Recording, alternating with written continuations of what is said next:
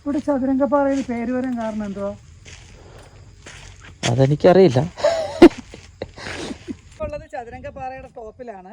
കഴിഞ്ഞ last time ഞാനിവിടെ വന്നപ്പോൾ ഇവിടെ നിന്ന് 2 തട്ട് താഴെ വരെ വന്നിട്ടുള്ളത്. എൻ്റെ അടുത്ത് ജീപ്പുകാർ പറഞ്ഞു ബൈക്ക് കയറത്തില്ല, അതുവരെ കയറത്തുള്ളൂ എന്ന് പറഞ്ഞതുകൊണ്ട് ഞാൻ അവിടെ സ്റ്റോപ്പായി. പക്ഷേ ഇന്ന് രാവിലെ ഞാൻ സൺറൈസ് കാണാൻ വേണ്ടി വന്ന് ഒരല്പം വൈകിപ്പോൾ എന്നാലും സൂര്യനെ കണ്ടു എത്തി. ഇന്നലത്തേൻ്റെ അത്ര ഹെവി കാറ്റില്ല എങ്കിലും ചതുരംഗപ്പാറയാണ് ഏറ്റവും കൂടുതൽ കാറ്റുള്ളൊരു ഭാഗം. ഇവിടെയാണ് വിൻഡ് മില്ലൊക്കെ വെച്ചിട്ടുള്ളത്.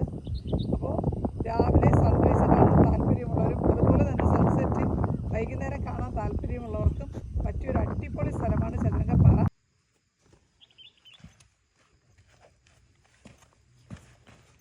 ഇനി ആ സൈഡ് എന്താ ഉള്ളത്? ആ സൈഡ് ഒന്നുമില്ല, മല ഇങ്ങനെ താഴെ ഇറക്കത്രേ ഉള്ളൂ.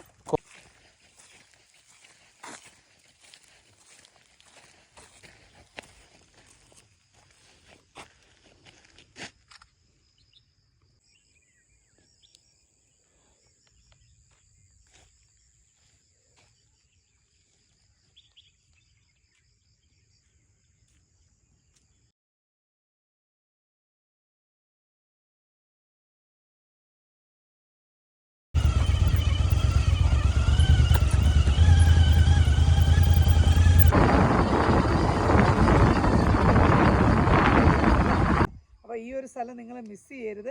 തീർച്ചയായിട്ടും പിന്നെ ശാന്തംപാറ നെടുങ്കണ്ട റോഡിൽ പോകുന്നവർക്ക് ആദ്യമുള്ളത് രാജാപ്പാറ, രണ്ടാമത് കള്ളിപ്പാറ, മൂന്നാമതാണ് ഈ പറയുന്ന ചതുരംഗപ്പാറ വരുന്നത്. ഇത് മിസ് ചെയ്യാൻ പാടില്ലതല്ല. ഇനി അടുത്തൊരു വീഡിയോയുമായി നമുക്ക് വീണ്ടും കാണാം.